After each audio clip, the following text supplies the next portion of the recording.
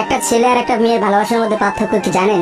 একটা মেয়ে একটা ছেলেকে পাগলের মতো ততক্ষণ পর্যন্ত ভালোবাসে যতক্ষণ পর্যন্ত না সে মেয়েটা ওই ছেলেটার থেকে ভালো কাউকে পায়। আর একটা ছেলে যখন একটা মেয়েকে ভালোবাসে, তাকে যদি পৃথিবীর সব থেকে সুন্দর মেয়েটাকেও এনে দেওয়া হয়, তবু ওই ছেলেটা তার সেই ভালোবাসার মানুষটাকে চয়েস করবে। এটাই হচ্ছে একটা ছেলে আর একটা মেয়ের ভালোবাসার মধ্যে পার্থক্য।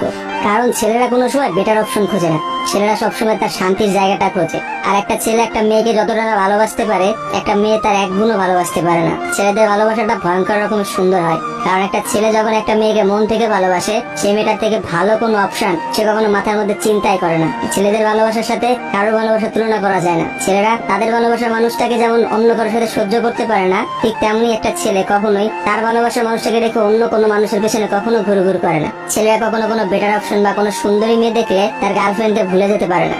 একটা ছেলের ভালোবাসা আপনি কখনোই একটা মেয়ের ভালোবাসার সাথে তুলনা করতে পারবেন না, কারণ মেয়েদের ভালোবাসাটা তো তুচ্ছ। তারা একটু ভালো অপশন পাইলে, তারা একটু ভালো কাউকে পাইলে, বাইরে যেখানে দেখবে যে টাকা পয়সা আছে এমন কোনো জায়গা পেলে মেয়েরা সেখানে ছুটে। তারা তাদের ভালোবাসার সম্পর্কটাকে ভুলে যেতে কোনো সময়ই নেয় না। একটা মেয়ে যত সহজে একটা ভালোবাসার সম্পর্ক ভুলে যায়, একটা ছেলে কিন্তু অত সহজে তার ভালোবাসার সম্পর্কটাকে ভুলতে পারে না। আপনি একটা জিনিস খেয়াল করে দেখেন তো, রাস্তার মোড়ে মোড়ে কতগুলা পাগল ঘুরে বেড়ায়। যে পাগলগুলোর মধ্যে ছেলেরা বেশি না মেয়েরা বেশি? আসলে নারীর ছলনার কাছে হেরে গিয়ে কিন্তু ছেলেরা পাগল হয়ে যায়। আর তারাই কিন্তু সমাজে নানা রকম জায়গায় ঘুরে বেড়ায়। রাস্তাঘাটে দেখা যায়, বাজারে দেখা যায়, হাটে দেখা যায়, তাদের আসলে সব জায়গায় দেখা যায়। আর কয়টা মেয়েরা আপনি দেখছেন পাগল হইতে পারে? ভালোবাসা বিচ্ছেদের পর একটা ছেলে নিজেকে কোনোভাবে ঘুরিয়ে নিতে পারে না, অথচ একটা মেয়ে কিন্তু খুব সহজে তার নিজেকে ঘুরিয়ে নিতে পারে। একটা মেয়ে কিন্তু নতুন একটা সংসারে যায়, নতুন মানুষকে পায় এবং সে সবকিছু ভুলে যেতে পারে। আসলে ভাই, নারীদের ছলনা বোঝার ক্ষমতা না ছেলেদের এখনো হয় নাই। একটা কথা আছে, ইতিহাস কিন্তু সাক্ষী যে নারীরা কিন্তু চরম ছলনাময়ী। আপনি কখনোই একটা নারীর ছলনা ধরতে পারবেন না। একটা ছেলে কখনোই একটা নারীর ছলনা বুঝতে পারে না।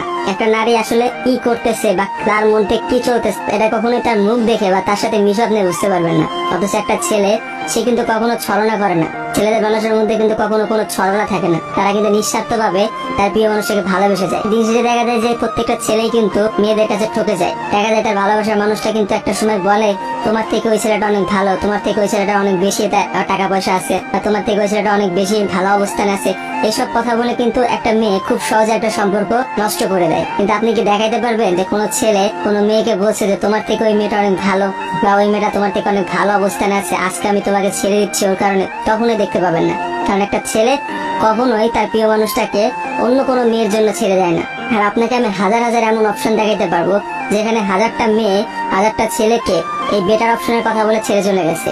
মেয়েরা ভাই বড়ই স্বার্থপর হয়, ওরা যেখানে একটু স্বার্থ খুঁজে পায় সেখানে চলে যায়। কিন্তু আমি দিন শেষে একটা কথা বলতে চাই, কোনো মানুষকে ঠকিয়ে কেউ কোনোদিনও সুখী হতে পারে না।